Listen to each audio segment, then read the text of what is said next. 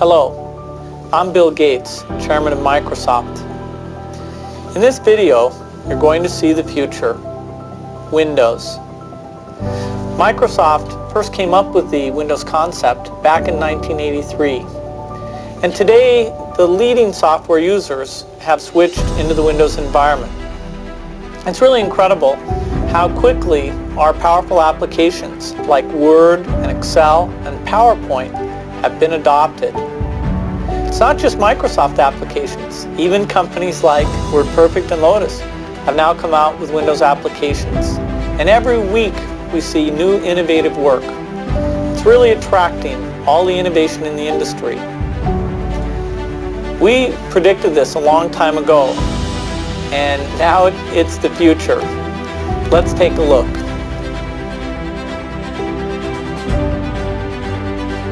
I'm in meetings a lot. My calendar gets very full with those. And then at night, after the kids have gone to bed, I'm on email a great deal. I get messages during the day. That's my chance to give long responses. And then over the weekend, I send a lot of mail as well. I take 2 weeks a year to just go off and read and think, where I'm not interrupted by work or anything else. I'm just solidly trying to think about the future, and people get to send me things to read as part of that so-called Think Week. So it's a nice mix of things.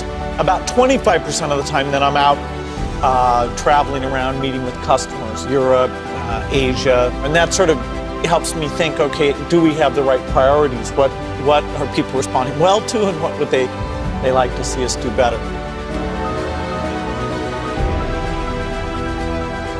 The key point there is you've got to enjoy what you do every day. And for me, that's working with very smart people. It's working on new problems. You know, every time we think, hey, we've had a little bit of success, we're pretty careful not to dwell on it too much because the bar gets raised. If I had some really tough decision, I'd talk to my dad, I'd talk to Warren, I'd talk to my wife Melinda.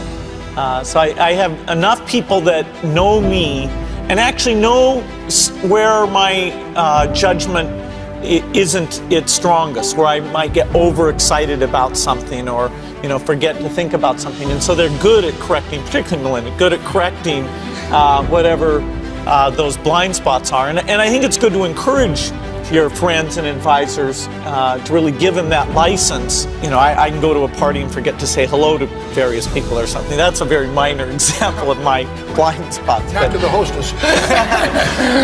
Melinda would help me do that. Yeah, she would, So, a small number of people that you can turn to on certain key things is a great asset. My best business decisions really have to do with picking people. Deciding to go into partnership with Paul Allen is probably at the top of the list. And then subsequently hiring a friend, Steve Ballmer. And having somebody who you totally trust, who's totally committed, who shares your vision and yet has a little bit different set of skills. And also acts as a check on you. Some of the ideas you come up with, you run by them because they're going to say, hey, wait a minute. Have you thought about this and that? And just, the benefit of sparking off of somebody who's got that kind of brilliance, it's not only made it fun, but it's really led to a lot of success. So picking a partner is crucial. I had one habit that I developed when I was at college. It was actually a very bad habit, which was I like to show people that I didn't do any work and that I didn't go to classes and I didn't care. And then at the very last minute, like 2 days before the test, I'd get serious about it. And people thought that was funny. That was my positioning, the guy who did nothing until the last minute. Then when I went into business, that was a really bad habit, and it took me a couple of years to get over that. Nobody praised me because I would do things at the last minute, and I tried to reverse. To students I didn't think that highly of, who were always organized and had things done on time. I'm still working on it, but Procrastination is not a good habit. Bill can change clothes in the car. When I started Microsoft, I didn't think of it as all that risky. I mean, I was so excited about what we were doing. It's true I could have gone bankrupt, but you know, I had a set of skills that were highly employable, and in fact, my parents were still willing to let me go back to Harvard and finish my education if I wanted to. You've always got a job with me, Bill. And the thing that was scary to me wasn't quitting and starting the company. It was when I started hiring my friends, and they expected to be paid. And then we had customers who went bankrupt, customers that I counted on to come through. And so then I got this incredibly conservative approach that I wanted to have enough money in the bank to pay a year's worth of payroll, even if we didn't get any payments coming in. And you know, I'm almost true to that the whole time. We have about 10 billion now, which is pretty much enough for the next year.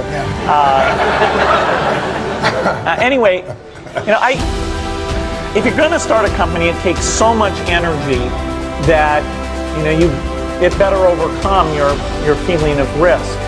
I don't think that you necessarily, if you're going to start a company, should do it at the start of your career. I think there's a lot to be said for working for a company, learning how they do things.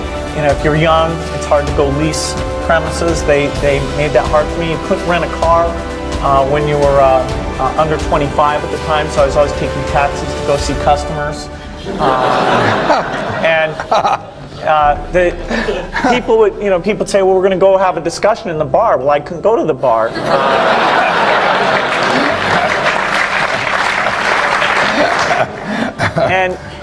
But you know, that's fun, because I'll tell you, when people are first skeptical and they think, oh, this kid doesn't know anything, then when you show them you've really got a good product and you know something, they actually tend to go overboard and they think, whoa, you know, they know a lot. Let's really do an incredible amount with these people. So our youth, at least in this country, was a huge asset for us once we reached a certain threshold. It is hard. It's hard to hire older people because they'll be a little bit conservative about whether they should come and take the risk. And it took 3 or 4 years before we could go out into the normal sort of employment pool. But those problems that come with starting a firm, you better think of those as part of the pleasure, part of the challenge that is part of the excitement.